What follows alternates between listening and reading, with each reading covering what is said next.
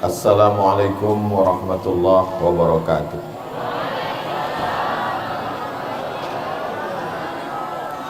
Alhamdulillah wassalatu wassalamu ala rasulillah Sayyidina wa maulana Muhammad ibni Abdillah wa ala alihi wa sahbihi wa man tabi'ahu wa mawala.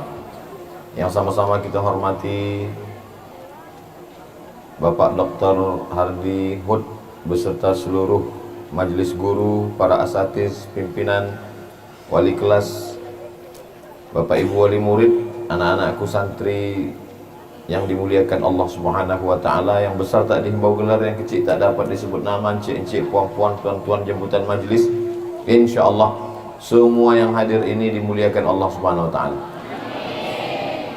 Baik yang senang maupun yang terkejut.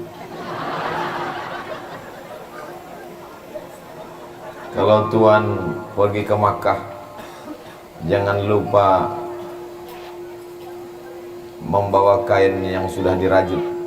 Sudah lama saya berceramah, rasanya inilah yang paling terkejut. Sampai-sampai curiga dalam hati saya, jangan-jangan sengaja dibuat panitia.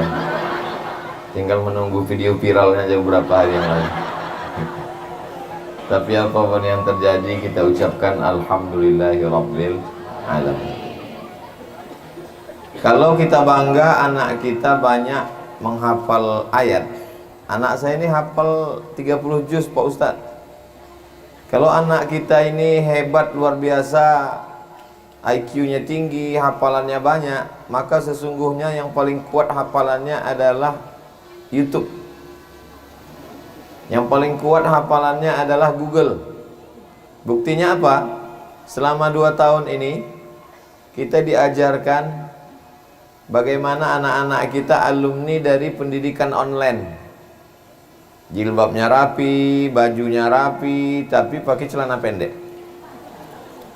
Kenapa begitu? Karena yang tampil hanyalah sepotong badannya saja. Jadi memang betul kata para ulama, laisal ilmu bikasratir riwayah. Ilmu itu bukan orang yang banyak meriwayatkan. Hafal Sahih Bukhari, hafal Sahih Muslim, hafal Sunan Abi Dawud, hafal Sunan Tirmizi, hafal Sunan Nasai, hafal Sunan Ibnu Majah, hafal Muwatta Malik. Ilmu adalah ketika dia sebanding, bersanding, sama sejalan dengan adab. Makanya dikatakan oleh para ulama, al-adab fauqal ilmi. Adab itu di atas ilmu. Allah Subhanahu wa taala memuji Nabi Muhammad dalam Al-Qur'an. Tak ada ayat memuji wahai engkau Muhammad yang kalau solat tegak sampai bengkak kakinya, tak ada. Tak ada ayat mengatakan wahai engkau Muhammad sallallahu alaihi wasallam yang solat sampai hitam keningnya, tak ada. Tapi apa kata Allah memuji Nabi? A'udzubillahi minasyaitonirrajim. Wa innaka la'ala khuluqin 'azim. Akhlak engkau amat sangat sempurna. Dan Nabi pun ketika diutus untuk kita, dia mengatakan innama bu'istu liutammima makarimal akhlak. Menyempurnakan akhlak. Jadi kalau ibu, bapak wali santri merasa mengirimkan anaknya ke ulul ilmi insan cendikiah, betul loh? Ulul ilmi cendikiah, UIC. Kalau kita merasa bahwa mengirim anak kemari hanya sekedar menghafal Quran, menghafal hadis, menghafal fikih, hebat dalam bidang ilmu pengetahuan, kekeliruan terbesar. Karena orientalis itu juga, oriental artinya timur. Orientalis orang-orang barat yang belajar ilmu tentang timur. Maksudnya belajar Islam. Yang tujuannya ingin mencari-cari kelemahan-kelemahan Islam. Bahkan pura-pura masuk Islam, tinggal di Makkah sampai 6 bulan, berjumpa dengan ulama-ulama besar Indonesia yang ada di Makkah. Kita mengenal ada orang Sumatera yang pernah menjadi imam di Masjidil Haram, namanya Syekh Ahmad Khatib Al-Minkabawi. Dijumpainya si Ahmad Khatib. Ada namanya ulama Banten yang disebut sebagai ketuanya ulama di Hijaz, Makkah dan Madinah, Sayyid Ulama Al-Hijaz, namanya Syekh Nawawi Al-Bantani. Dijumpainya. 6 bulan dari Makkah berkeliling talaqi, sampai akhirnya dia pulang dan kembali murtad. Waktu itu dia dikenal dengan nama Syekh Abdul Ghafur. Setelah dia murtad balik ke agamanya yang lama, namanya Snok Horgrony. Pergi dia ke Aceh, dia obok-obok Islam di sana, lalu kemudian kembali ke Amsterdam, mati dalam keadaan kafir. Jadi punya anak yang punya hafalan yang luar biasa bagus, punya anak yang ijazahnya banyak, impian setiap orang tua. Tapi nanti baru kita merasa akhlak anak ini ketika dia pulang ke rumah, dia cium tangan ibu, dia muliakan, belum lagi azan berkumandang, dia sudah siap pakai baju koko pergi ke masjid. Ketika disuruh mau patuh dan taat, disitulah baru ibu bapak merasakan inilah buah daripada pesantren. Itulah doa yang kita panjatkan selalu. Rabbana hablana min azwajina wa dzurriyyatina qurrata a'yun. Ingin anak-anak yang sejuk dipandang mata dan menenangkan hati. Saya berjumpa dengan bapak-bapak sudah tua, kira-kira umur 70 tahun. Ustaz tahu Rabbana hablana min azwajina wa dzurriyyatina qurrata a'yun? Saya bilang tahu. Saya selalu membaca doa itu. Saya hafal ayat itu sudah lama. Itu ayat doa dari Al-Quran. Saya pun mengajarkannya dalam pengajian. Maknanya Ustaz tahu. Saya bilang tahu. Saya Pak Ustaz punya anak ini banyak. Ada yang kaya, mobilnya mewah, datang ke rumah bawa hadiah, makanan, kue-kue mahal, tapi hati saya panas, mata saya panas nengok dia Pak Ustaz. Kenapa? Dia tak bertudung, celananya sempit, anak-anaknya tak dididik dengan baik. Tapi ada anak saya yang biasa-biasa saja Pak Ustaz, datang ke rumah biasa-biasa saja, tapi mata saya sejuk menengok dia. Anak-anak pakai tudung, baju panjang, cucu-cucu saya dididiknya dengan baik. Baru di situ saya paham. Banyak ternyata ayat-ayat yang kita hafal, hadis-hadis yang kita tahu, baru dipahami setelah berlalunya waktu. Saya yakin dan percaya ibu bapak punya pengalaman yang berbeda, melihat anak-anak ini pulang ke rumah, merasakan sejukan hati, ketenangan mata, membuat kita selalu berdoa pagi, petang, siang dan malam, Rabbi habli minas solihin. Mudah-mudahan anak-anak kita yang kita titipkan ke para ustadz, para asatis ini semuanya anak-anak yang berakhlakul karimah insyaallah. Pendidikan yang bisa menjaga anak dari mulai bangun tidur sampai tidur lagi tinggal satu, pesantren. Kalau ada yang mengatakan kami Pak Ustadz sekolah kami full day, betul. Jam 7 pagi dititip, jam 4 sore pulang, jam 5 dijemput bapaknya, selesai. Tapi tidur malamnya, bagaimana dia bangun tahajudnya, bagaimana dia sarapan paginya, yang memperhatikan bagaimana tidurnya miring ke kiri apa ke kanan, tidurnya jam berapa, bangun tahajudnya bagaimana, apakah dia mandi atau tidak, bagaimana cara berpakaiannya, itu hanya tinggal satu lagi di dunia ini. Lembaga itu bernama pesantren. Memang banyak sekolah bernama boarding school, berasrama, tapi pendidikan agama yang ditanamkan tauhidnya, akidahnya, akhlaknya, tiga yang utama dalam pendidikan. Sesuai dengan hadis Nabi ketika didatangi oleh malaikat Jibril alaihissalam. Yang pertama ditanyakannya akhbirni anil Islam. Itulah dia hukum halal haram, fikih salat, fikih zakat, fikih puasa. Yang kedua akhbirni anil iman. Itulah dia iman tentang Allah, tentang malaikat, tentang Rasul, tentang kitab, tentang hari kiamat, tentang takdir. Yang ketiga adalah akhbirni anil ihsan. Itulah dia ihsan, berakhlakul karimah. Walaupun ibu tidak ada, walaupun bapak tidak ada, tak akan dibawanya laki-laki yang tak mahram kalau anak itu perempuan. Tak akan berjalan dia dengan perempuan yang tidak mahram kalau anak itu laki-laki. Karena kita sudah menanamkan di dalam hati dan pikirannya ihsan. Aslinya yang bertanggung jawab pendidikan anak ini adalah kita. Saya, istri saya bertanggung jawab. Tapi kemudian karena kesibukan satu dan lain hal, maka kita titipkan dia kepada orang yang lebih mengkhususkan, menspesialisasikan diri dalam pendidikan anak-anak. Inilah dia pondok pesantren. Yang awal-awalnya dulu para sultan-sultan, raja-raja di bumi Jawa, mereka meletakkan anaknya kepada kiai, kepada ulama, karena mereka ingin anak ini nanti menjadi baik. Lalu ulama pun mengajar mereka. Beda dengan tradisi tempat lain. Kalau di tempat lain ulama itu yang dipanggil ke istana untuk mengajar anak-anak mereka. Tapi di Nusantara zaman itu tidak demikian. Mereka yang punya kekuasaan, punya jabatan, khawatir anak ini nanti tidak betul. Karena kalau dia ditinggalkan di rumah, dia menjadi anak yang manja. Penyakit yang kita khawatirkan diderita anak-anak kita bukan COVID. Penyakit yang mengerikan menderita anak-anak kita bukan penyakit kanker. Penyakit yang mengerikan adalah penyakit anak tak bisa mengikat tali sepatunya sendiri. Anak yang tak pandai mengangkat piring nasinya dari atas meja makan ke dapur. Anak yang tak pandai melipat selimutnya. Anak yang tak pandai meletakkan di mana anduknya. Inilah anak-anak yang tak pandai menata hidupnya setelah kita mati menghadap Allah Subhanahu wa taala. Makanya di pesantren itu dididik dia semua, adat, sopan santun, tata krama. Kalau dia diletakkan di rumah, disediakan kamar yang besar, lengkap dengan handphone, TV, gadget, lengkap dengan wifi-nya, kendaraan pribadi, ada supir, kita menyangka sedang membahagiakan kita sedang silap dan salah.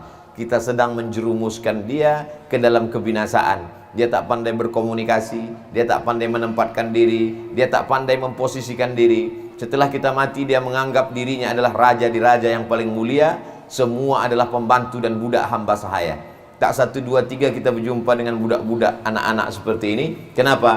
Karena dia merasa dialah raja di rumahnya, bapaknya pembantunya, ibunya adalah budaknya, semua orang-orang di bawah tapak kakinya, maka dia yang paling tinggi, paling hebat. Na'udzubillah. Tapi kalau diletakkan di pesantren, di sini tak dibedakan antara anak siapapun, semuanya sama di hadapan hukum pesantren, semuanya sama di hadapan bapak ibu guru para ustadz. Maka ibu yang sudah memasukkan anaknya ke ulul ilmi cendekia, maka dia sudah menyelamatkan satu generasi. Generasi ini dibagi 3. Generasi yang pertama adalah generasi pejuang. Generasi yang kedua adalah generasi penikmat. Generasi yang ketiga adalah generasi penghancur. Jadi kalau ada di antara bapak ibu datang ke Batam, berusaha bagaimana dulu bertungkus lumus, tunggang langgang mencari kehidupan, ini generasi pejuang. Sampai generasi anaknya sekarang, ini generasi penikmat. Nanti giliran cucunya generasi penghancur. Dalam generasi kerajaan juga begitu, generasi yayasan juga begitu, generasi kehidupan juga begitu. Siklus 3 ini selalu berjalan. Pejuang, pontang-panting, penikmat, hanya menikmati, penghancur karena tidak dididik dengan baik. Makanya banyak orang-orang kaya, orang-orang hebat, para kiai, dia tidak mendidik anaknya di pesantren dia. Walaupun di sana cukup, dari mulai TK, SD, SMP, SMA sampai S1 ada di situ. Kenapa dititipnya ke kiai lain? Kenapa dititipnya ke pesantren lain? Karena kalau di situ dia akan menjadi raja, dia akan menjadi angkuh, akan menjadi sombong. Bahkan saya sendiri pun, anak-anak saya tidak akan saya didik di pesantren tempat saya. Kenapa? Karena kalau di tempat saya, guru-guru itu akan segan menegur dia. Karena orang tahu, ini anak ustadz. Tapi kalau di tempat lain, perlakuan akan sama. Ini yang disebut dengan pendidikan adab. Pendidikan bukan hanya sekedar berapa ayat yang kau hafal, berapa hadis, berapa bagaimana cara pidato, berceramah. Ini sesuatu yang mudah. Orang Jepang dia tak terlalu pusing kalau anaknya tak pandai bahasa Inggris. Dia panggil orang Inggris, orang Amerika, kursus anak ke rumah, selesai. Mereka tidak terlalu khawatir kalau anaknya tak bisa fisika matematika. Panggil itu pakar fisika matematika, datangkan ke rumah, belajar kursus, selesai. Tapi mereka paling khawatir kalau anaknya tak pandai ngantri. Dia khawatir kalau anaknya tidak siap menjalani kehidupan. Alhamdulillah kita di sini tadi sudah contoh langsung siap menghadapi kehidupan. Buktinya apa? Roboh pentas nih, tak ada satupun yang pingsan. Macam tak ada kejadian saja. Semua berjalan. Dan pantun Bang Hardi tak ada yang hilang. Inilah yang sedang kita buat anak-anak kita ini. Tapi saya dengan segala kelemahan saya insya Allah kalau disuruh tablik akbar di tanah lapang, stadion, tak takbur, tak angku, tak sombong, sanggup saya. Tapi kalau disuruh mendidik anak-anak, apalagi anak-anak dari mulai yang level paling rendah TK, terus terang tak sanggup. Pernah saya diundang ke TK, sejak itu taubat saya tak mau lagi. Tak ada satupun anak TK itu yang peduli. Wal awwalu wal akhiru, itu yang pertama dan terakhir.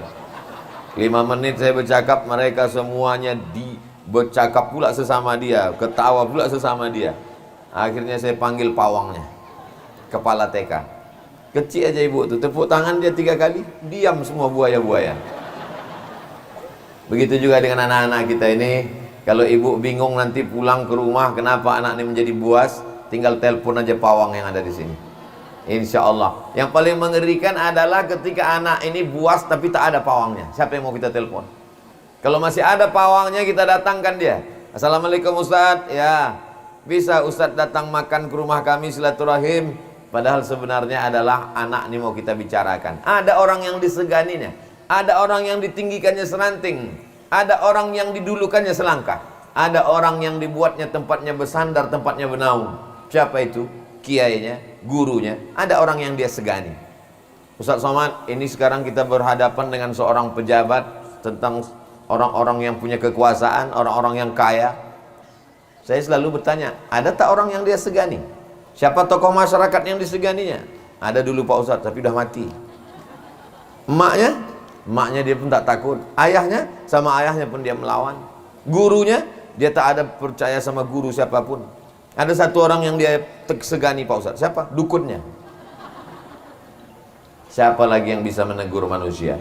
Jadi solusi menanamkan iman kepada anak-anak kita, benteng terakhir pertahanan umat ini adalah pesantren.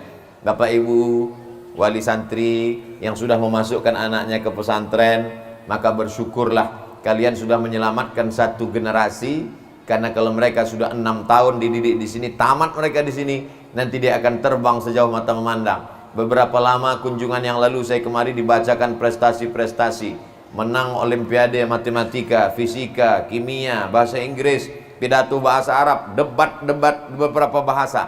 Anak-anak kita di sini Masya Allah tabarakallah. Begitu juga dengan anak-anakku sekalian yang laki-laki maupun yang perempuan. Kalian di sini bukan karena orang tua tak sayang. Jangan sampai sore-sore jam 6 kalian menong di bawah pokok kayu menganggap kalian adalah anak adopsi, anak angkat, anak terbuang. Jangan-jangan sebetulnya aku ini dulu anak yang dibuang dalam kardus dititipkan di halaman masjid. Kenapa aku dibuang kemari, orang tuaku tak sayang? Saya jumpa dengan seseorang, bapaknya orang kaya. Saya disekolahkan, dikirim ke luar kota, ke Bandung, ke Jakarta, ke Surabaya Pak Ustadz. Dan saya tidak dibelikan mobil, saya naik angkot. Padahal mobil orang tua saya banyak di rumah. Saya tanya, kenapa begitu? Belakangan baru saya sadar, orang tua saya sayang dengan saya. Dia ingin saya tahu harga uang. Saya jumpa dengan beberapa, jauh berjalan banyak ditengok, lama hidup banyak dirasa. Maka saya ketemu lagi dengan bapak-bapak. Ustaz Somad, anak saya suruh buka restoran depan rumah. Satu bungkus harga 6.000, modal 10.000. Rugi itu Pak Haji. Tujuan saya bukan untuk cari untung. Saya suruh anak itu kerja, pagi dia belanja, dia mengontrol semua, menengok siapa yang masak, semua menghitung duit, supaya dia tahu berapa nilai uang. Sebab anak-anak ini sama seperti menyiramkan air ke pasir. Siramkan air ke pasir, habis, dia tak tahu nilai duit itu berapa. Yang tahu dia kalau ada duit orang tua sayang, tak ada duit orang tua tak sayang. Ketika libur bawa ke mall, tak salah. Libur bawa ke danau, tak salah. Libur bawa ke laut jalan-jalan, tak salah. Libur bawa menyelam, tak salah. Tapi bawa anak ke panti asuhan, supaya dia menengok bagaimana orang tak ada ayah, tak ada emak. Kalian yang belum dibawa ke panti asuhan setelah ini siap-siap. Nanti dia bertanya, kemana kita ini mak? Kemana kita ini ya? Ini ke tempat saudara-saudara kalian yang sebaya dengan kalian, tapi mereka diuji Allah, ayahnya tak ada. Kalian diuji Allah dengan keberadaan yang luar biasa. Di situ nanti pulang dari panti itu, anak ini insya Allah dia akan lebih sayang ke ibu, dia lebih sayang ke bapak. Karena kalau hanya diberikan saja semua kebutuhan dia, na'udzubillah. Assalamualaikum Ustaz Somad. Waalaikumsalam. Bisa tolong meruqyah Pak Ustaz? Mohon maaf, saya belum pernah lagi meruqyah, tapi kalau terpaksa bisa. Apa masalahnya ini? Doanya Pak Ustaz. Doa apa? Doa bagaimana supaya anak saya ini berhenti main game online. Belum pernah saya baca hadis lagi, Allahumma inni a'udzubika min game online. Azan tak peduli, ke masjid tidak, mandi tidak, makan tidak, sekolah tak masuk, asik di kamar Pak Ustadz. Besar layar televisi di kamar, besar Pak Ustadz. Punya handphone dia, 2 biji saya belikan Pak Ustadz. Paketnya penuh, tak pernah kosong Pak Ustadz. Siapa yang membelikan? Saya Pak Ustadz. Sekarang anak ini begini, siapa yang salah? Ustadz. Orang tua tak bertanggung jawab. Ma min mauludin illa yuladu 'alal fitrah. Setiap anak-anak ini lahir dalam keadaan fitrah. Apa itu fitrah? Kata Abu Hurairah, fitratul Islam. Anak ini lahir sudah dalam keadaan Islam. Jadi kalau ada orang tua mengatakan, mari kita tanamkan iman dan Islam ke dalam diri anak kita, salah total. Karena ibu mengandung anak bukan 0, 0 kertas putih, bukan. Anak-anak itu sudah Islam. Anak itu sudah Islam sebelum masuk ke rahim ibu. Anak itu sudah Islam sebelum ibu berjumpa dengan bapak. Anak itu sudah Islam di alam ruh, alam arwah. Ketika itu Allah mengambil perjanjian di antara semua roh, roh bapak, roh ibu, roh anak perempuan, roh saya, roh ustadz, semua roh. Ketika itu Allah bertanya, alastu birabbikum, bukankah aku ini Tuhan kamu? Semua roh menjawab, bala syahidna, kami bersaksi engkaulah Rabb kami. Setelah roh bersaksi, barulah ditiupkan dia ke rahim ibu, barulah ibu dengan bapak berjumpa menikah, lalu kalian dengan akad yang sehat, yang sahih, lalu kemudian ibu pun mengandung, ditiupkanlah roh ke sana. Maka sesungguhnya ibu bapak tidak disuruh untuk menanamkan iman Islam, hanya menjaga iman yang sudah ada di dalam. Tanam-tanaman ini kalau tak jaga, tak disiram, tak dirawat, dia akan mati. Maka perlu dijaga. Kita hanya disuruh Allah Subhanahu wa taala, fa'abawahu, kedua orang tuanya, ibu dan ayahnya, yuhawwidanihi, menjadikannya Yahudi, au yunassiranihi, menjadikannya Nasrani, au yumajjisanihi, menjadikannya Majusi. Tidak ada dalam hadis itu mengatakan ayah ibunya lah yang menjadikan anaknya Islam, tak ada. Carilah hadis yang mengatakan ayah ibunya membuat anaknya Islam, tak ada. Karena anak ini sudah Islam. Makanya kalau ada ayahnya tak Islam, emaknya tak Islam, meninggal anak itu sebelum akil balik, anak itu masuk surga. Dalam Quran dikatakan wildanum mukhalladun, anak-anak kecil yang membawa makanan penghuni surga. Itulah anak kecil orang tak beriman yang mati dia tetap masuk surga. Atau dia cacat, atau dia akalnya tak berfungsi, maka dia tetap masuk surga sebelum akil balik. Sesudah akil balik, akalnya dituntut untuk mencari ulama, mencari Islam, mencari pelajaran, mencari kebenaran, mencari tauhid, la ilaha illallah Muhammadur Rasulullah sallallahu alaihi wasallam. Tapi yang merusak anak ini, kata Allah, kata Rasulullah sallallahu alaihi wasallam, fa'abawahu, kedua orang tuanya, yuhawwidanihi, merubahnya jadi Yahudi, au yunassiranihi, merubahnya menjadi Nasrani, au yumajjisanihi, merubahnya menjadi Majusi. Anak itu sudah Islam, ibu yang merubahnya jadi Majusi. Anak itu sudah Islam, bapak yang merubahnya jadi Yahudi. Anak itu sudah Islam, kalian hai bapak ibu yang sudah merubahnya menjadi Majusi. Maka kita hanya menjaganya. Jangan buat anak ini confused, bingung melihat dunia. Di sini dia diajarkan pakai kain sarung, pakai celana panjang, pakai baju panjang. 6 bulan 1 semester, 2 semester 1 tahun, 7 tahun, 6 tahun dia belajar di sini. SMP 3 tahun, SMA 3 tahun, Sanawiyah 3 tahun, Aliyah 3 tahun, baca kitab. Begitu dia pulang ke rumah, ditengoknya bapaknya pakai celana pendek. Dia bingung, mau disalahkannya ini ayahnya. Ada ayah biologis, ada ayah teologis. Ada ayah yang membesarkanmu dengan uangnya, dengan hartanya, tapi ada ayah yang menjaga imanmu dan akidahmu. Ketika bertentangan antara keduanya, siapa yang kau ikut? Yang kau ikut yang paling kuat dekatnya dengan la ilaha illallah Muhammadur Rasulullah sallallahu alaihi wasallam. Anak-anak ini diajar di sini pakai jilbab yang panjang, tuduh labuh, baju kurung, sopan santun, tata krama, tak ada dekat-dekat dia dengan laki-laki. Jauh. Di sana laki-laki, di sana perempuan. Jangan sampai begitu mereka pulang ditengoknya emaknya rambutnya macam sarang tawon 3 warna merah kuning kelabu. Di sini diajarkan dia tak boleh berkuku panjang, kuku pendek, karena kuku panjang tempat duduk setan. Tiba-tiba dia pulang ditengoknya kuku emaknya panjang. Di sini diajarkan dia tak boleh colak-colek dengan laki-laki yang tak mahram. Tiba-tiba pulang dia ke rumah ditengoknya emak dengan kawan-kawannya reuni pukul-pukulan. Kiki. Dia menjadi generasi yang kebingungan apa yang terjadi ini sebenarnya. Di sini dia diajarkan la yashrabanna ahadukum qa'iman, jangan minum berdiri. Sampai pulang ke rumah ditengoknya emaknya, ayahnya minum tegak berdiri sambil ketawa. Dia pun di kamar berpikir, siapa yang setan sebenarnya? Di sini dia diajarkan idza syariba ahadukum falyashrab biyaminih. Kalau kamu minum pakai tangan kanan. Wa idza akala ahadukum falyakul biyaminih. Kalau makanlah pakai tangan kanan. Fa inna syaitana yashrabu bishimalih wa ya'kulu bishimalih. Karena setan makan pakai tangan kiri. Tiba-tiba sampai di rumah dia tengok dengan entengnya saja orang tua mengambil buah pakai tangan kiri, minum pakai tangan kiri, menyuap pakai tangan kiri. Lama-lama anak ini pun baca auzubillahi minasyaitonirrajim, kata dia. Siapa yang merusak mereka? Kita. Uang memang membuat orang bahagia, tapi uang tidak selamanya membuat orang menjadi terdidik, menjadi berakhlakul karimah.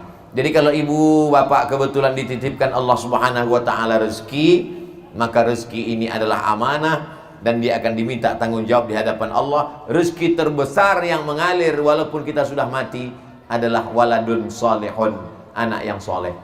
Pagi, petang, siang dan malam ibu berdoa kepada Allah, sujud di tengah tahajud, jadikan anak-anak kami ini anak-anak yang soleh dan solehah. 6 tahun proses perjalanan ini, tak lama. Saya pertama kali dibawa Ustadz Haruna Hashim kemari rupanya 2013. Sekarang sudah 2022. Setahun 2 kali bolak-balik. Ternyata sudah tahun depan 2023. 10 tahun saya bolak-balik ke Batam. Artinya apa? Yang dulu pertama saya datang kemari dia kelas 1 sanawiyah, kelas 1 SMP, SMP 3 tahun, SMA 3 tahun, kuliah 4 tahun. 10 tahun berarti sudah selesai satu generasi S1. Yang S1 inilah yang akan menjadi kepala dinas, kepala badan, kepala kantor, masuk PNS, polisi, tentara, dokter spesialis, pengacara. Jadi kalau rusak anak SMP sekarang, begitulah Indonesia, Batam, Kepulauan Riau 10 tahun akan datang. Kalau kita tengok ada anak SMP sekarang cabut, ngelem ke mall, pakai sabu-sabu, pakai narkoba, ngebut, pacaran sekarang 2022. Berarti 2032 itulah generasi yang hancur, satu generasi. Kita sudah meninggalkan. Kalau ada tiang, retak tiang itu, tinggal kita katakan, panggil arsitek, robohkan tiang, ganti tiang baru. Kalau ada, tak usahlah jauh-jauh ngasih contoh Pak Ustadz, ke bawah ini aja, ke bawah. Kita tinggal panggil satu tukang, satu teknisi, betulkan ini, selesai. Tapi kalau anak tak bisa. Tak mungkin kita katakan, panggil Pak Dokter tolong suntik mati. Satu generasi rusak, maka kita akan merasakannya. Yang paling membahayakan adalah dia generasi yang rusak dan dia punya kekuasaan.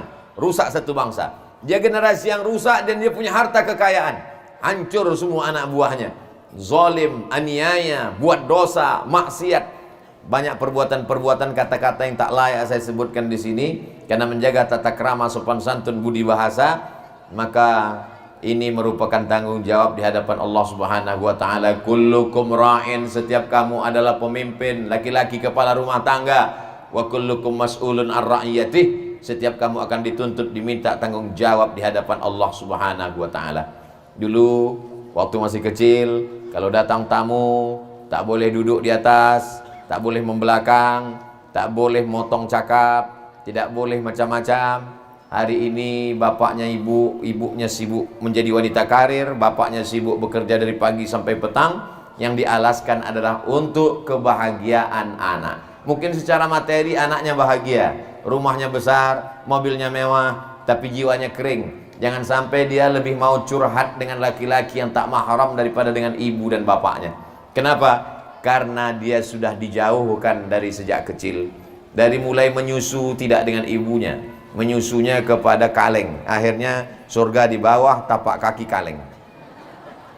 Dia lebih mau curhat dengan babysitter, karena itu dia merasa lebih dekat. Maka sesungguhnya memasukkan anak ke pesantren bukan menjauhkan anak. Kalau ada orang mengatakan, oh itu sama aja Pak Ustadz, meletakkan anak ke pesantren berarti dia jauh. Coba tengok dulu umurnya berapa. Di beberapa tempat di Pulau Jawa, pondok tahfiz Quran itu SD. SD memang sudah proses yang bisa dia dijauhkan. Karena kalau SD berarti paling tidak 10 tahun, 12 tahun, 13 tahun. Lalu kemudian setelah taman SD dimasukkan dia SMP, SMA, sanawiyah, aliyah, terserah ijazahnya apa. Kalau ikut Kementerian Agama, sanawiyah, aliyah. Kalau ikut Dignas, SMP, SMA. Saya tidak pernah permasalahkan itu. Karena banyak juga pondok pesantren ijazahnya SMP, SMA, tapi lokal. Mata pelajaran lokalnya banyak. Saya pun di tempat saya SMP, formalnya SMP, bukan sanawiyah. Tapi pelajaran-pelajaran agama, tahfiz Quran, baca kitabnya tetap kita bekali. Ini formal ini hanya supaya dia diakui negara, dan nanti dia jangan sampai nanti anak saya kalau pesantren mau kuliah di mana, mau melanjutkan kemana, ada ijazahnya. Ulul ilmi cendekia punya ijazah, tapi di samping itu mereka baca kitab kuning. Kenapa mesti baca kitab? Belajar fikih, mazhab yang paling tua Hanafi, nomor 2 Maliki, nomor 3 Syafi'i, nomor 4 Hambali. Kitab-kitabnya masih berbahasa Arab. Kitab yang paling kecil dalam mazhab Syafi'i, Matan Takrib, bahasa Arab. Fathul Qarib, bahasa Arab. Fathul Mu'in, bahasa Arab. Sampai kepada puncaknya I'anatul Talibin, bahasa Arab. Al-Mahalli, bahasa Arab. Al-Majmu' Syarah Muhazab, bahasa Arab. Jadi kalau ada orang mengatakan, kenapa lah anak-anak kami ini mesti bahasa Arab? Kan yang bahasa penting bahasa Inggris. Alhamdulillah, ulul ilmi cendekia bahasa Arabnya oke, bahasa Inggrisnya pun mantap. Ustadz tahu dari mana? Pembawa acaranya kita dengar langsung. Untung Bang Hardi pakai bahasa Melayu. Kalau tidak, macam mana saya mau bercakap ini? Saudaraku yang dimuliakan Allah Subhanahu wa taala, jadi kalau memang betul kita sayang kepada anak-anak kita adalah tempatkan dia ikuti aturan. Di Ulul Ilmi Cendekiani Ustadz menjenguk anak waktunya berapa bulan sekali boleh? 2 bulan sekali. Betuah kalian anak-anakku 2 bulan. Saya dulu orang tua tinggal di Riau, sekolah di pesantren Sumatera Utara, Deli Serdang. Berapa bulan sekali Ustaz dijenguk? Setahun sekali baru dia datang. Kalian 2 bulan sekali datang. Ada juga orang tua nih komplain, kenapa pesantren tidak membebaskan kami jenguk? Ibu mau jenguk berapa kali? Kalau bisa 3 kali sehari lah Pak Ustaz. Pagi, siang, malam. Ini menjenguk anak apa makan obat? Makanya kata orang Melayu, sayang anak tinggal-tinggalkan, sayang anak pukul-pukulkan. Nampaknya macam keras, nampaknya macam marah. Maksudnya tinggal-tinggalkan itu biar supaya terbiasa dia hidup mandiri. Maksudnya pukul-pukulkan itu bukan pukul aniaya. Pukulnya tak boleh patah, pukulnya tak boleh berbekas, pukulnya tak boleh pada alat vital, pukulnya tak boleh melampiaskan hawa nafsu kemarahan, pukulnya tak boleh marah ke orang lain dipukulkan ke dia.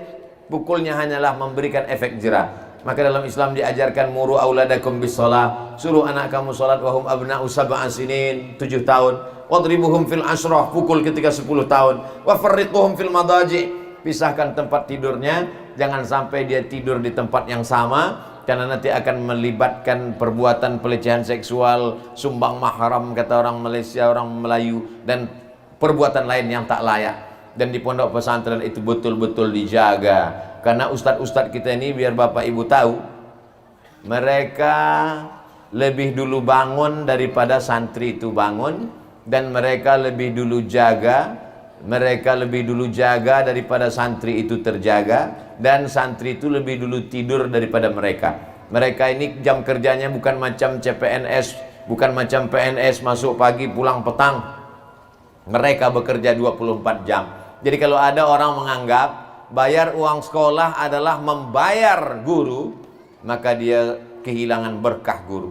Siapa yang sanggup membayar orang yang ditugaskan untuk menjaga anaknya, buah hati belayan jiwanya, belum lagi tidur sampai anak ini terbangun, lebih dulu bangun guru-guru nih.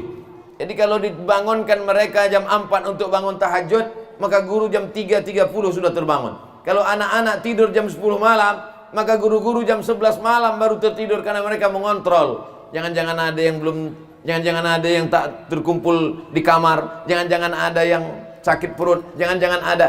Dari mulai kesehatan matanya, kepalanya, telinganya, kakinya, gatal-gatal tangannya, semuanya diurus oleh guru. Makanya banyak orang yang tidak punya kemampuan lalu mengelola pendidikan tidak terkelola dengan baik, karena dianggapnya pendidikan ini, jangan katakan pendidikan ini adalah perusahaan. Banyak orang menganggap, itu kan yang penting bayar.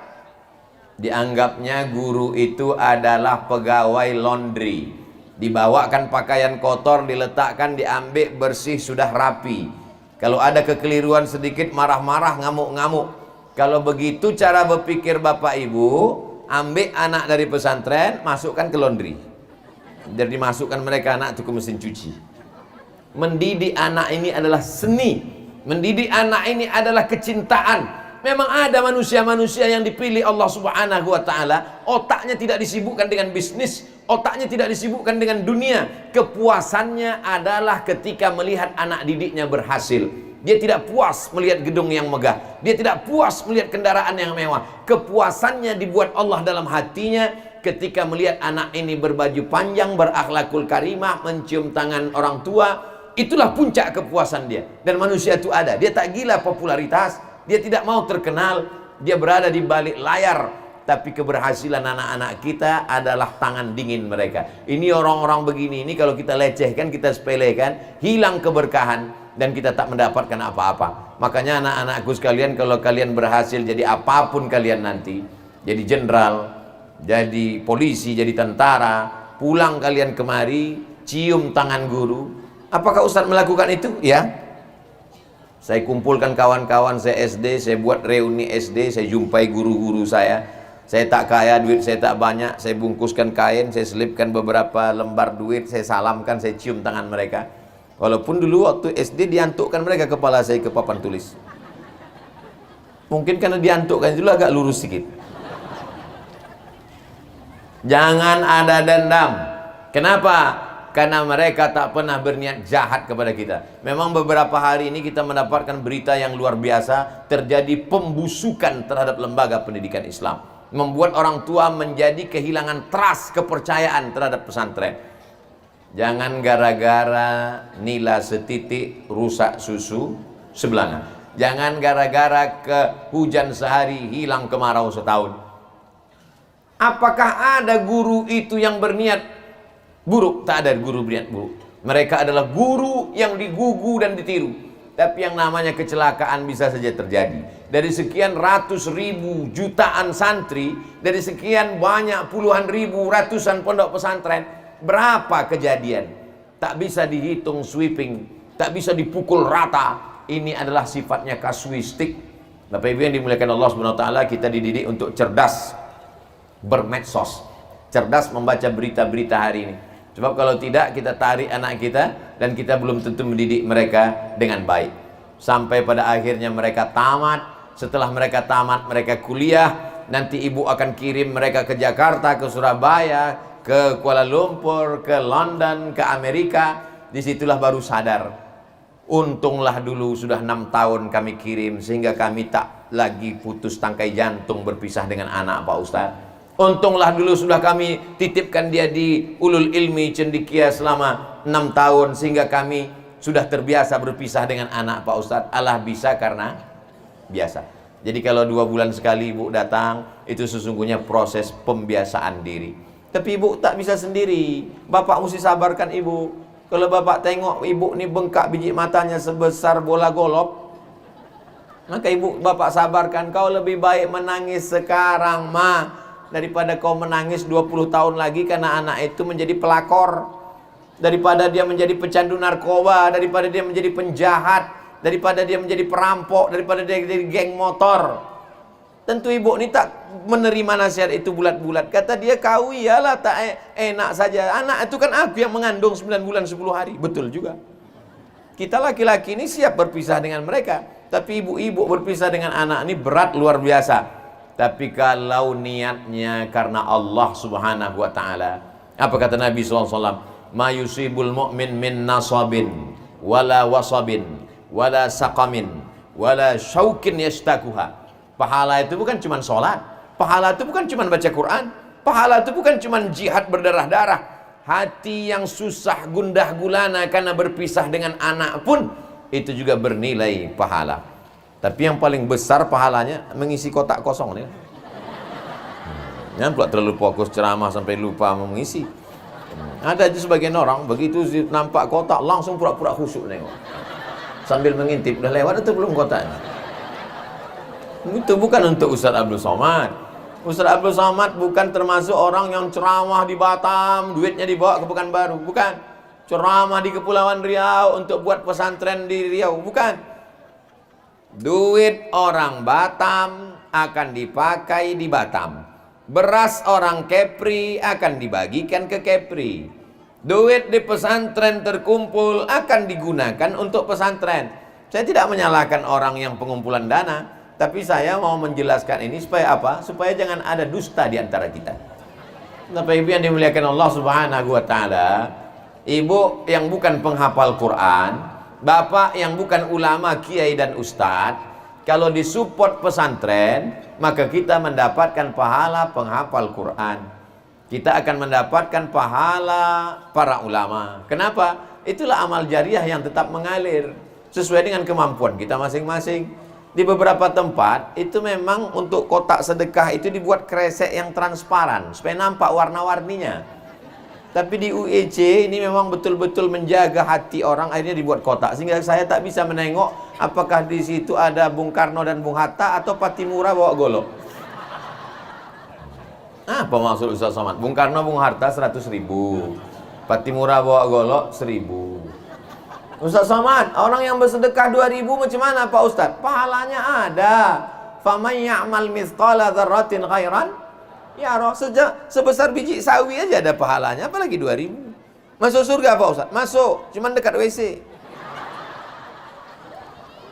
Mana pula ada lagi toilet 2000. Buang air besar 3000, buang air kecil 2000. Keluar bayar 3000, marah penjaganya. Kau buang air kecil juga kan tadi, kata dia. Ya, 2 tambah 3, 5, kata dia. Bisa pula mau masuk surga 2000. Apa tak disentapkan malaikat maut cepat-cepat? Bapak Ibu yang dimuliakan Allah Subhanahu wa taala, di antara penyebab doa terkabul salah satunya adalah sedekah. Mana dalilnya Pak Ustaz? Ada dalam Sahih Bukhari.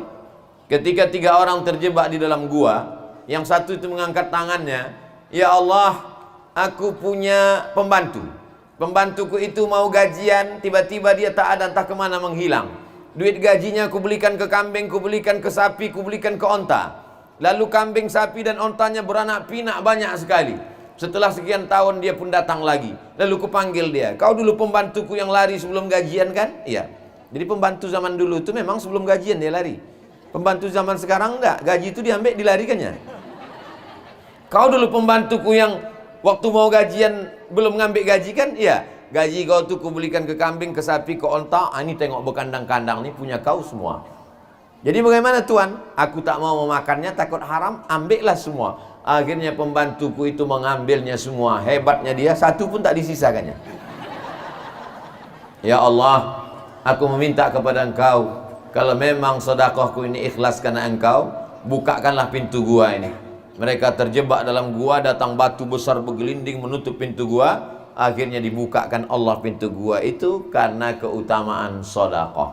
Jadi ibu yang bersedekah, bapak yang bersedekah tadi, maka nanti malam berdoa kepada Allah, menyebut sedekahnya itu dalam doa. Itu namanya doa tawassul. Ya Allah, berkat sedekahku di UIC tadi, maka jadikanlah anakku soleh. Tapi ketika sholatnya di rumah sendirian tahajud malam, jangan di masjid. Kalau di masjid kuat-kuat tanya kawan, ya Allah berkat sedekahku di UIC, tanya kawan, berapa? Nah, itu maknanya jangan sampai kita sum'ah. Itu riya Pak Ustaz? Bukan. Kalau riya itu mempertontonkan amal, itu namanya riya. Kalau sum'ah itu memperdengar-dengarkan amal. Contoh orang riya, kalau sendirian di kamar sholat sunat ayatnya kulhu. Tapi kalau tahiyatul masjid di masjid rakaat pertama yasin, nah itu riya. Supaya ditengok orang. Tapi kalau sum'ah ini memperdengar-dengarkan. Sedekah saya, adapun orang bertawassul diperdengarkannya hanya kepada Allah Subhanahu wa taala. Ya Allah, berkat sedekahku, barokah sedekahku, jadikanlah anakku anak yang soleh, maka dikabulkan Allah sesuai dengan ada yang dalam hadis Sahih Bukhari dan disuruh dalam Al-Quran. Ya ayyuhalladzina amanu taqullah, hai orang-orang yang percaya kepada Allah, takutlah kamu kepada Allah, wabtaghu ilaihil wasilah, bertawassullah. Bertawassul yang paling utama adalah bertawassul dengan amal soleh, bukan somat. Bapak Ibu saudaraku yang dimuliakan Allah Subhanahu wa taala. Dimasukkan ke pesantren sudah, lari pula dari pesantren. Dijaga di rumah sudah, dinasehati bebui mulut, kau jalan sama siapa, pulang jam berapa, motor mana, kuncinya mana, duitnya mana, yang ku kasih jajan ke mana, macam mesin pompong rusak. Tak juga berubah. Ada satu kemungkinan. Apa itu? Kemungkinan otaknya rusak. Kenapa otaknya rusak? Karena mendapat darah yang rusak. Darahnya dari mana? Dari tangkai jantung. Dari jantung darah menyembur naik ke otak. Otaknya rusak. Ada dalam Quran. Nasiyatin kadzibatin khati'ah. Nasiyatin otak, ubun-ubun. Kadzibatin pembohong, penipu, pendusta. Khati'atin selalu buat salah. Kenapa otak ini selalu bohong dan buat salah? Karena darah yang naik ke otak kotor. Darahnya dari mana? Dari jantung. Darah yang disemburkan jantung ini dari mana? Dari sepiring nasi uduk. Bukan nasi uduk Pak Ustadz, mie lendir, terserahlah. Dari sepiring makanan yang haram berubah menjadi setetes darah, masuk ke dalam jantung, dari jantung naik ke otak. Disalahkan juga kenakalan remaja, kenakalan anak muda, bukan kenakalan papa dan mama. Gara-gara mengasih anak makan jangan kasih anak makan haram. Tapi kalau ditengok dari wajah-wajahnya, ini memang makan halal semua. Kenapa? Karena mereka hanya memakan makanan yang ada label halal dari Majelis Ulama Indonesia. Airnya halal, nasinya halal, ikannya halal, gonggongnya halal. Satu-satunya gonggong yang halal di Batam.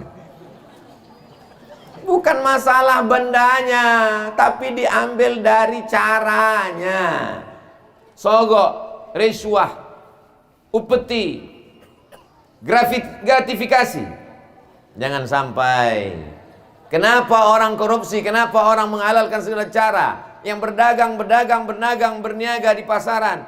Curangnya mana? Main timbangan. Berjual ikan, berjual ayam, berjual beras, berjual cabai. Wailul lil mutaffifin. Celaka orang yang main timbangan. Walaupun niat dia baik.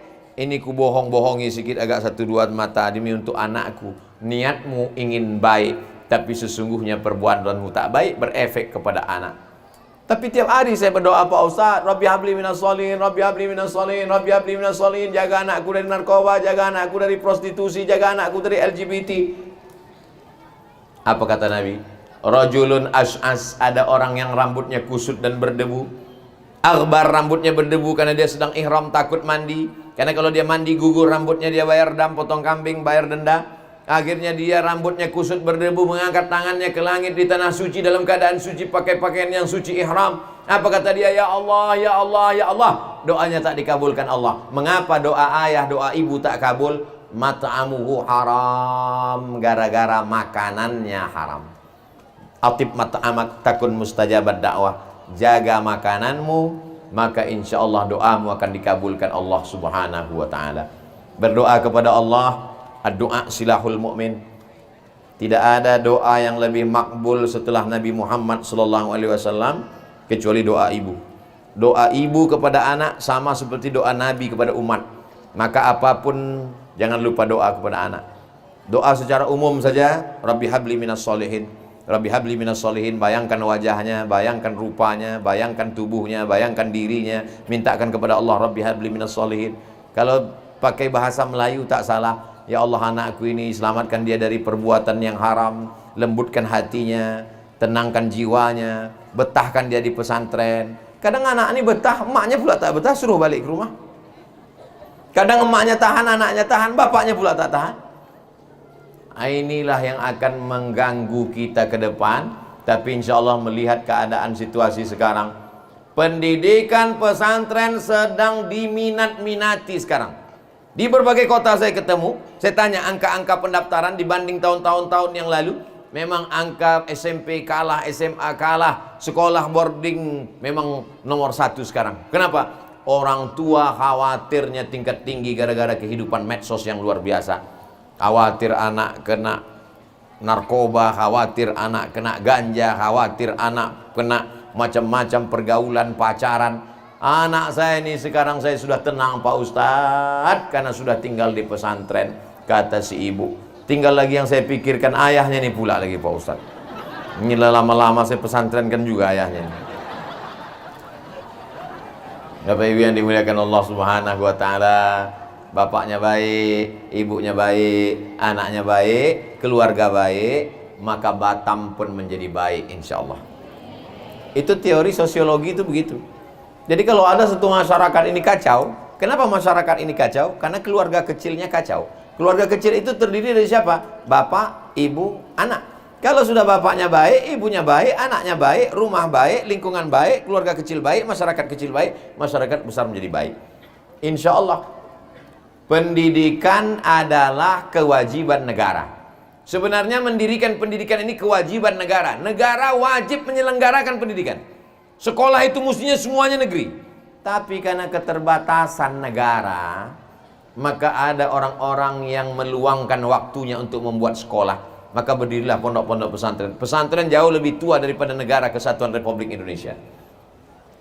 Pesantren Tebu Ireng, pesantren Darussalam Gontor, pesantren Lirboyo, pesantren Krapya, pesantren Mustafawiyah Purba, Sumatera Utara. Pesantren-pesantren ini jauh lebih tua dari Negara Kesatuan Republik Indonesia. Itulah mengapa negeri ini merdeka, itu karena kontribusi pesantren. 10 November, Hari Pahlawan. Orang selalu mengingat 10 November, 10 November, 10 November. Kenapa 10 November diperingati sebagai hari pahlawan? Karena hari itu orang Islam rela mati ditembak oleh Belanda karena dia yakin dia akan mati syahid. Siapa yang mengajarkan mati melawan Belanda itu mati syahid? Ulama. Ulama mengeluarkan fatwa tanggal 22 Oktober. 10 November ke 22 Oktober, 18 hari mereka belajar jihad. Itulah mengapa tanggal 22 Oktober diperingati sebagai hari santri, karena 22 Oktober lah keluar resolusi jihad. Siapa yang mati melawan Belanda, maka matinya mati syahid, disaksikan oleh malaikat. Sebelum mati dia sudah melihat tempatnya di surga, dan sakratul mautnya macam dicubit, dan dia langsung masuk ke dalam surga Jannatul Firdaus. Hari ini ajaran tentang mati syahid diolok-olok, diejek-ejek. Negara Kesatuan Republik Indonesia berhutang budi terhadap pondok pesantren, berhutang terhadap para kiai dan alim ulama. Kita yang mengerti sejarah itu, maka kita hari ini sebenarnya sedang melanjutkan perjuangan. Jadi kalau ada orang mengatakan pesantren ini sarang radikal, kepala kau layaknya kena pukul, biar lurus otaknya, maka sesungguhnya pesantrenlah yang membuat Indonesia sampai hari ini masih ada. Itu karena pesantren. Karena di pesantren diajarkan hubbul watan minal iman, cinta tanah air bagian dari iman. Di pesantren diajarkan mencintai negeri, karena negeri ini didirikan oleh para ulama, negeri ini diperjuangkan oleh para ulama, negeri ini adalah tetes darah ulama. Jalan-jalan yang kita lewati, kita injak itu adalah kain-kain kafannya para ulama. Itu maka mereka menghormati para ulama, menghormati guru-guru mereka. Ini kalau tidak diajarkan demikian, nanti orang memilah-milih. Sudah terjadi polarisasi terhadap bangsa ini.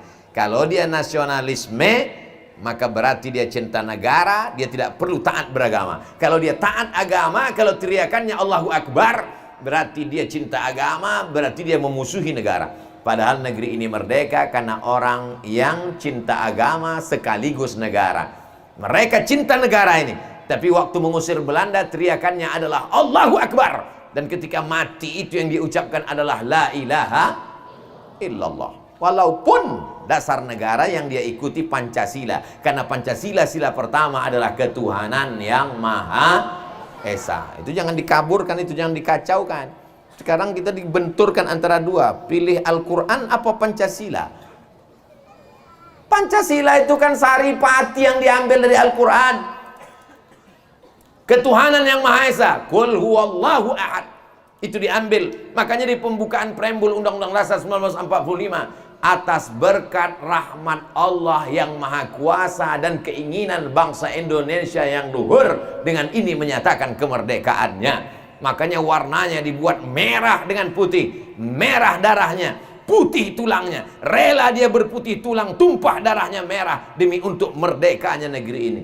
Yang pertama mengucapkan selamat Indonesia merdeka adalah mufti dari Presiden Palestina yang sekarang sedang dijajah Israel. Jadi kalau ada orang berkhutbah tentang Palestina, apa hubungan kita dengan Palestina? Palestina negara sendiri, kita negara sendiri. Kau waras apa gila? Kita merdeka yang pertama kali mengucapkan selamat itu adalah Palestina. Kita berutang budi terhadap Palestina.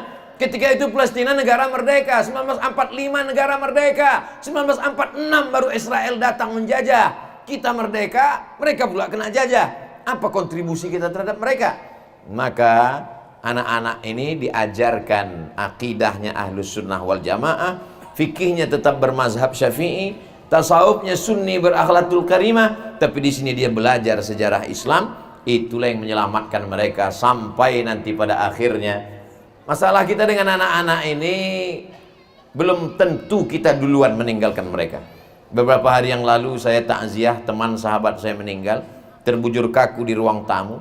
Kata kawan-kawan, itu emaknya Pak Ustadz. Anak terbujur kaku di ruang tamu, emak yang menghadapi. Ibu bisa memandikan anak ibu 2 kali. Dulu waktu bayi baru lahir ibu mandikan, dan memandikan jenazahnya setelah mati menghadap Allah SWT. Kita siap menghadapi itu. Kalau nasib berkata lain, saat dia lahir kita mandikan, Saat kita mati, dia pula memandikan kita. Alhamdulillah. Saat dia lahir, kita mengazankan ke telinganya. Saat kita mati, dia pula yang membisikkan la ilaha illallah. Alhamdulillah. Tapi berapa banyak orang tua, saat lahir aku yang mengazankan Pak Ustadz, saat talqin matinya pun aku juga yang mentalqinkan. Bapak-bapak yang hari ini umurnya 70-80, anaknya meninggal COVID kemarin. Waktu memandikan jenazahnya, ibu yang memandikan. Waktu dia lahir, ibu juga memandikan. Tapi kita sudah siapkan semuanya. Hidup ini adalah siap menerima kenyataan. Orang yang tak siap hidup, maka lebih baik dia mati. Tapi belum masanya, gimana Pak Ustadz? Kalau nampak jenazah lewat, ikut. Berani hidup, tak takut mati. Takut hidup, jangan mati. Takut mati, jangan hidup. Takut hidup, mati saja. Ibu-ibu siap mati? Oh, siap mereka Pak? Siapa yang tak siap mati? Karena pasangan hidup adalah mati. Pasangan ada adalah kehilangan. Siap kehilangan anak. Kalau memang ditakdirkan Allah Subhanahu wa taala, yang kita inginkan adalah as-sabru fi sadmatil ula. Sabar menghadapi ujian Allah Subhanahu wa taala. Kita doakan anak-anak kita panjang umur, sehat badan, tercapai segala cita-citanya. Nanti setelah dia jadi orang, sekarang orang juga.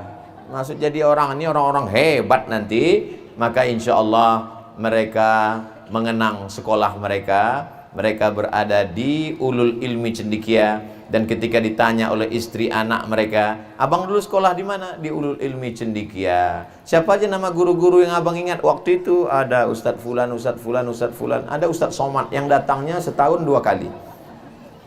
Insya Allah tak lupa mereka mendoakan saya, insya Allah. Sedangkan saya mereka doakan, apalagi ibu. Sedangkan saya mereka doakan, apalagi bapak, ayah kandungnya, ibunya. Maka di tengah malam mereka bangun bersujud, bertahajud, Rabbi firli wali walidayya warhamhuma kama rabbayani shaghira. Menangislah ibu menengok anak duduk di pelaminan. Alhamdulillah Pak Ustadz, setelah saya sekolahkan di ulul ilmi cendekia, sekarang sudah kuliah, sudah nikah, duduk dia di pelaminan. Kenapa ibu menangis? Selesailah tanggung jawab saya Pak Ustadz sebagai ibu. Kata siapa? Kata siapa kalau anak ini nikah tanggung jawab kita selesai? Belum selesai. Selesainya tanggung jawab kita kapan? Setelah mati menghadap Allah Subhanahu wa taala. Makanya carikan dia suami yang baik, carikan dia istri yang baik. Kalau kita biarkan dia mencari sendiri, waktu di UI Cira, jilbabnya panjang, bajunya panjang, kerudungnya panjang, berakhlakul karimah, salat sunatnya tak tinggal, baca kitab, menghafal Quran.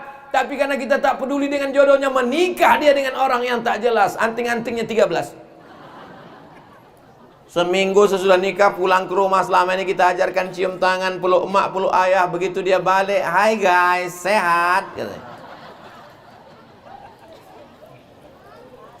Maka kita dudukkan dia. Fir'aun, dulu kau kami terima meminang ke rumah ini karena kau datang bepeci. Kau dulu atas rekom siapa? Kenapa anak kami ini kau buat begini, rambutnya 3 warna sekarang? Kenapa kukunya ini panjang? Kenapa dia tak sembahyang? Banyak orang sekarang kan sudah dewasa. Ini bukan ajaran Islam. Ajaran Islam tidak mengenal dewasa. 18 tahun ketuk pintu sampai mati, minal mahdi ilal lahdi. Ini perlu ditanamkan. Jangan karena mengikut pendidikan barat sudah dewasa bebas untuk memilih agama apa saja yang dia suka. Tidak. Dalam Islam kita tetap dituntut. Selangkah kaki ibu sudah masuk surga, selangkah kaki bapak sudah masuk Jannatul Firdaus. Kalau kalian biarkan bajunya terbuka, kalian biarkan dia na'udzubillah murtad, maka selangkah juga kakimu akan ditarikkan ke dalam neraka jahanam. Kenapa? Karena mereka adalah nikmat yang akan dituntut di hadapan Allah Subhanahu wa taala. La tus'alunna yauma idzin anin. Rumah nikmat, mobil nikmat, harta nikmat, emas nikmat, tanah nikmat. Tapi nikmat terbesar adalah nikmat anak yang bergerak. Berapa banyak orang berdoa minta nikmat, tak dikasih Allah nikmat. Sudah dikasihnya, maka amanah ini jangan disia-siakan. Karena mereka nanti bisa menjadi rahmat, tapi mereka juga bisa menjadi laknat. Anak-anak ini bisa menjadi amal jariah, tapi anak-anak ini juga bisa menjadi dosa jariah. Waspadalah. Bapak Ibu yang dimuliakan Allah Subhanahu wa taala, 1 jam lebih kurang, pas 1 jam. Tadi saya mulai jam 4, sekarang sudah jam 5. Saya masih pakai kode yang lama 600 ml. Walaupun pentasnya jatuh tetap 1 jam. Terima kasih segala perhatian. Mohon maaf segala kesilapan dan kekhilafan. Aku qouli hadza astaghfirullah li wa lakum. Saya ucapkan tahniah untuk ibu, saya ucapkan tahniah untuk bapak, tahniah untuk anak-anakku semua. Kalian adalah orang-orang yang bertuah. Bertuah karena punya ayah dan emak seperti mereka. Kalian bertuah karena punya anak-anak seperti mereka. Aku qouli hadza astaghfirullah li wa lakum. Di akhir majelis mari kita sama berdoa. Mudah-mudahan keluarga kita sakinah, mawaddah, warahmah, anak-anak kita soleh dan solihah, menjadi mujahid fi sabilillah, diselamatkan dari segala perbuatan maksiat dan dosa. Ala hazihin niyah wa kulli niyatin salihah. Al-Fatihah. A'udzubillahi minasyaitonir rajim. Bismillahirrahmanirrahim. Alhamdulillahi rabbil alamin. Arrahmanirrahim. Maliki yaumiddin. Iyyaka na'budu wa iyyaka